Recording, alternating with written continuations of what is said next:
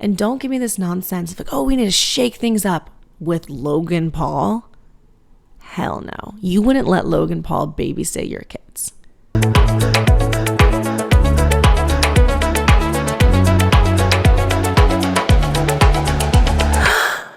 Hey guys, welcome to another episode of Gasp, the podcast for the gays, the girls, and especially the gay girls. It is election night if you're watching this. Well, it's actually not election night for me. This is a few days before election day. But if you're watching this on election night, listen, I totally get it to not watch the news. If you're watching this after the election, let's please, for the love of God, hope and manifest that Kamala Harris has won. Okay, we're not going to know for sure, probably for a few couple days. I just hope it's looking good at this point. And that's kind of the reason why, if you're watching on YouTube, I have a different setting today. This is going to be a little bit of a shorter episode just because I'm assuming that people are not going to be maybe in the gasp mindset right now. Maybe we're focused on politics, unless you're an international viewer, and for that, welcome. I don't think I've said this before, but I've looked at my demographics and I'm just so pleased with how many international viewers I have. Thank you so much for listening. And if English is not your first language, thank you for putting up with me and the way I speak. It's probably difficult to understand me because I don't even think it makes sense to English speakers. So yeah, I decided that I was going to shout out a country every single week of listeners. And this week, thank you, Belarus, for listening. I think I have a few viewers from Belarus. I am going to say something very stupid because when I first found out that I had listeners from there, I did think that it was pronounced Belarus. That is on me. Actually really fucking dumb of me, but I apologize. Dumb blonde over here. This is going to be a shorter episode, and we're going to talk about something that is political related, but also so fucking crazy and also entertainment related.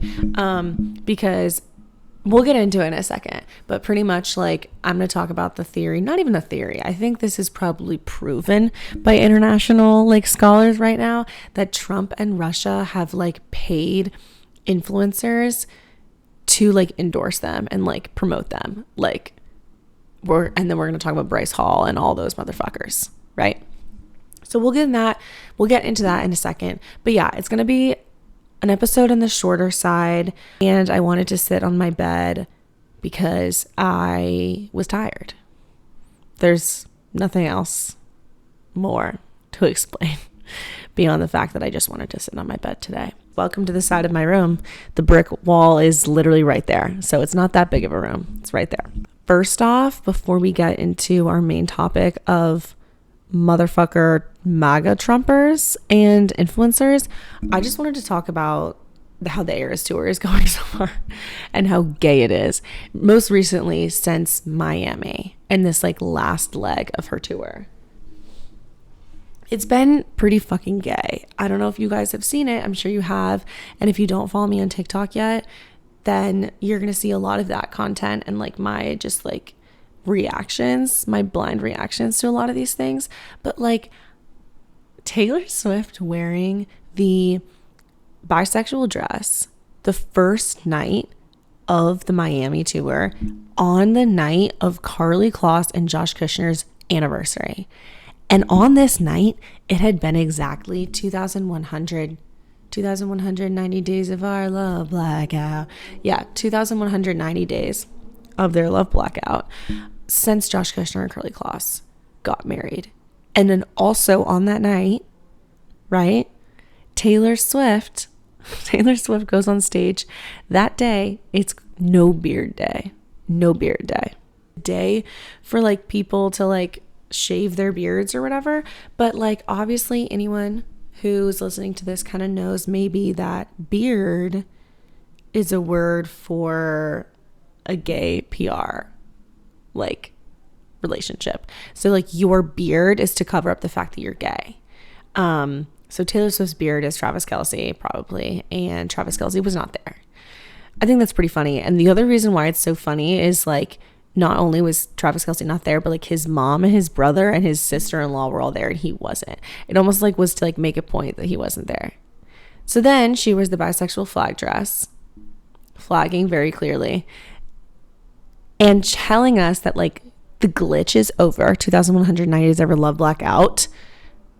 The glitch is over. She had done that TikTok where she's like wearing like that yellow sweater and jeans, and she's like walking across the stage and she's like back in the office and she takes off her sunglasses, and it's just like that TikTok she made where she's like wearing that blue dress and she takes off her sunglasses and there's a glitch. It was just like that, except there wasn't a glitch.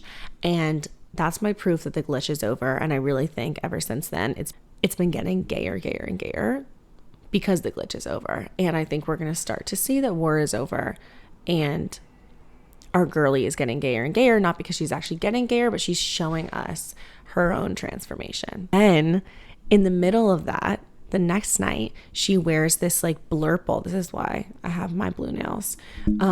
This like sparkly blue purple dress that we all remember is like the sparkly blood from the Midnight's era, where she gets shot with the arrow and she doesn't bleed blood. She bleeds this like sparkly cosmic glitter color. And she says in an interview, she was like, this blood color is to show that like I'm not human. I'm not like the rest of us. I'm not like anyone else. She's otherworldly, she's cosmic, she's queer, she's alien, right? And I think that's like a transformation. And then the next night, what we all remember what happened, guys. Say it with me. Lesbian flag dress. And then she literally was like put her arms up and she was like, thank you guys for like noticing my dresses. And everyone online was saying that this was so queer. And then when she made her Instagram post about it, she was like, and thank you everyone online and who was watching for noticing the dresses. She couldn't get any more obvious by like confirming our theories. Like she's confirming our theories. And then in New Orleans, she wore the bisexual flag color dress and her 1989 set. She wore the blurple dress again. She wore United States flag. I think it's giving very, very much like, yeah, I'm an American girl, Miss Americana, but I can be gay too. She changed the lyrics of clean to say, just because you're clean don't mean you don't miss him. First of all, guys, we cannot get too scared. When she does something straight and she puts her hands up and she's like, football, touchdown, at the Eras Tour, she's appealing to the straights, okay? She can't be totally gay yet. She still needs her fans, her straight fans, to like be with her towards the end of the tour and not abandon her. And I also think her changing the pronouns is the same thing as her like wearing New Orleans colors. And then after that, wearing flag colors, demonstrating like, oh, you guys notice when I'm flagging colors, now you'll notice when I flag gay colors, right? So she's going to say him, and now all of a sudden she's going to probably use some she, her pronouns, and straight Swifties are still not going to see the fucking point. Even though they'll acknowledge the him, they probably won't acknowledge the she. So it's been crazy. She's been doing some really gay mashups with Dress, How You Get the Girl, which is just showing us that she got the girl. Also, the fact that she's saying dress and her whole flagging right now has been around the colors of her dresses. I wonder what's going to happen in Indianapolis. I can't wait to know. This is right before Indianapolis. So I apologize if something crazy happened and I didn't see it because I'm not sure yet. Because this is before that. So let's talk about politics now that I got Taylor Swift out of my system. The only reason I've had like 2 episodes about politics is because this is probably one of the most important elections in our time. And if Trump wins, our democracy is over and me and my girlfriend are going to have to move to Canada. So there have been reports that Russia and like Donald Trump's campaign have been like conspiring together. I mean, like typical. We all know that. To pay like right-wing influencers or even influencers that aren't even necessarily right-wing to like endorse Donald Trump. And there's a lot of evidence of this. And this kind of goes back to last week's episode when I was talking about like celebrity endorsements and like if they matter and stuff, because we need liberals liberal celebrities to be outspoken, because shit like this is happening over here on the right. So like, we can't have people fucking messing around. We need people like celebrities to be on the right side of history, because evil shit like this is going on. It's just kind of crazy that this is happening. So if Donald Trump wins and you guys see this TikTok, oh my God, that actually makes me sick to my stomach. Sorry, not TikTok. I meant podcast. You will know why. It's because of fucking Russia and these fucking influencers, and they're paying people to support them. And this is not like, I sound like a conservative that's like, they're paying them to support them, but it's true. It's actually happening. It's this like galvanization of this like movement of fucking men, white men. This article from Fast Company says, from Bryce Hall to Logan Paul, the 2010s internet bros are being MAGA pilled. Yeah, exactly. So let's find out what they say. They're pretty much talking about how obviously the Trump campaign is trying to get into Gen Z voters, because Gen Z voters are like overwhelmingly liberal, but there has been a shift recently in the last few years where like, because of the internet, you can get sucked down these like holes and of like far right movements. Like you could get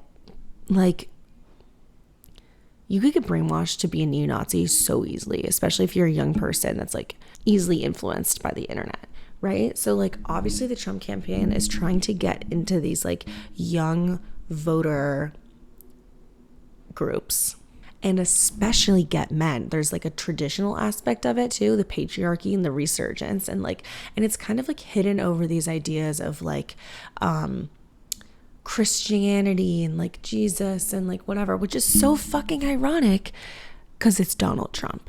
There's nothing more to say. I'm not going to convince you that Donald Trump, I'm just not even going to go into that, because like, if you're watching this, you know. But yeah, it's just really fucking ironic. But like, with all of these traditional influencers and like these Mormon influencers and like Christian talk and like trad wives, like it's becoming more overwhelmingly popular to like focusing on marriage, following Jesus to the point where you're homophobic. Let's be honest with that. And then letting this path take you down Trumpism and conservatism. So the article talks about the conservative turn of brofluencers. That's a crazy, crazy term. And like, they're talking pretty much about like Jake Paul and Bryce Hall. Why do they all rhyme? And I guess 2/3 of Gen Z men agree that, quote, no one really knows me well, from this like nonprofit that was like surveying men. And a lot of it is like due to what they say is like a masculinity crisis. It's so funny. Like, is it a masculinity crisis, or is the world slowly rejecting like hyper masculinity and patriarchy? So this obviously means that like Trump is going to target these like emasculated men that are slowly turning into fucking incels, because a lot of this is like, oh, a girl won't suck my dick. So there is an article from AP News that literally says that right-wing influencers were duped to work for covert Russian operations. Like, leave it up to the dumbest people on the internet to get like fucking manipulated by Russia. Like, I'm actually dead that Bryce Hall was like duped into this shit. Like, I mean, like, it doesn't actually say Bryce Hall, but like probably, right? Hannah Mongeau had claimed that people that she knew, and didn't she date Bryce Hall, or was that another motherfucker? She said this on her podcast, and like, obviously she has her own shit, right? She's not like the perfect narrator for this, but she had said on her podcast, I hypothetically was just offered a lot of money to endorse a political party, like millions. And she says that this is like, and obviously she said no. And she was saying this is like happening with a lot of other influencers she knows that are on the right side. So it's like this, we know this is happening, and it's probably happening with Bryce Hall because she fucking dated that guy. And right, we know this is happening.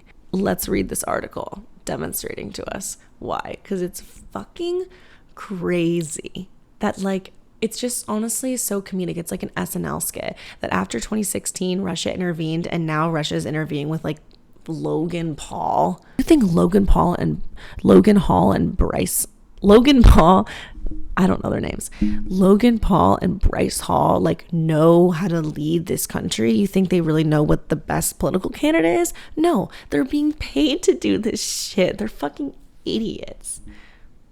So apparently a lot of these right-wing influencers worked unknowingly for a company that was a front for a Russian influence operation. An indictment filed Wednesday. So this is, let's see what this article is from. September 5th. So this is like over a month ago. But an indictment filed alleges a media company linked to 6 conservative influencers was secretly funded by Russian state media employees to churn out English language videos that were often consistent with the Kremlin's interest in amplifying U.S. domestic divisions in order to weaken U.S. opposition. So that's fucking crazy. In addition to its interest in the war in Ukraine, apparently they funneled nearly $10 million into this company for content creation. So this like actually lines up with Tana Mongeau's point in her podcast that like this shit is happening, and it's another reason why we need to be careful about like what we read and what we see on the internet, because like this is not always people's like genuine thoughts. This is not even what people actually think. And even if it is, you shouldn't like listen to like Bryce Hall. But like there are covert evil forces at work going on, and there are few things that Trump wouldn't do to like win this election. So that's so fucking scary and insane, especially what's like happening with like AI and like deep fakes and everything. Like you cannot trust anybody. If you guys know where that's from, it's from Bridesmaids. So yeah, I just wanted to talk about that. I thought that was fucking nuts, and another reason why we need like real, actual, educated endorsements to like kind of show the disparity of like, okay, who's actually siding with who right now? You have like Taylor Swift, Beyonce, Barack Obama, like Michelle Obama, like Oprah, like I don't know, other like pretty much every respected celebrity or every respected person versus like Bryce Hall and Logan Paul. And don't give me this nonsense of like, oh, we need to shake things up with Logan Paul. Hell no. You wouldn't let Logan Paul babysit your kids. So why are we trusting him on his political choices? Like, I mean, I guess young men are because they're influenced by him. And like, that's a whole larger point is like, we really need to change how society is like talking to men. And like, oh my God, it's actually so scary. I do feel like there's like this rejection of feminism coming from young men and Gen Z men. And this is like why Trump and like Russia is like manipulating this population, because they're easily manipulated. And it's funny, they like, men act like they're like decision makers and strong-minded and all this stuff. And then they're literally being manipulated by conservatives to pass their shit just because just because the girl that they like doesn't like them back. That's embarrassing. But it's a larger conversation of like making sure that we don't let this population of unhinged people ruin the progress that feminism has made so far, and like not forgetting the dangers of that. You can get into neo-Nazi territory very quickly from here. So if you have young men in your life, if you have any sons, just talk to them a lot. I don't really know what the solution is, but just be wary of this because it's actually fucking terrifying. And I also feel like we're really reverting in terms of people seeing Kamala Harris as a possible president. Like there's so many men that will outwardly say, I just can't imagine a woman being president. That's so scary. This is supposed to be the United States. This is supposed to be, not is, supposed to be the most equal opportunity country in the world. So why can't we get a woman to be elected? Because there's men out here that are still in their 1950s shit headspace. And if anything, there's like this movement that's pushing for more of that ever since like feminism continues to rise in the 21st century. Like I really feel like 10 years ago, we weren't having this conversation, and it's getting worse and worse and worse. It's just like after Obama was elected, the rise of hate groups increased. Like as feminism and as LGBTQ rights like becomes more popular, there's going to be these like sectors of like sexist, homophobic groups of young white men that are like up in arms, and we cannot give them arms. So yeah, like I said, this is a very short episode. Just wanted to express my fear of young men and how much they scare me and how much I hope this election turns out good. I'm praying that when we're watching this, you guys are watching this back, everything's okay. And I also pray and hope that Taylor Swift continues to be gay. I think that rhymed. So to close out, I'm very excited, guys. Next week, I have a very, very, very exciting guest. We're going to be talking about more potentially closeted celebrities like Leonardo DiCaprio, Tom Cruise, Scientology. It's just going to be so juicy. And I love talking about celebrities that could be queer that like no one talks about, because there are so many gays in Hollywood. And we're just scratching the surface. As always, if you've listened to one or more episodes, please, for the love of God, subscribe. I appreciate how many listeners I have, and you guys are very dedicated to listening. I love that. Click subscribe. It would mean the world to me. Thank you so much. All right, guys.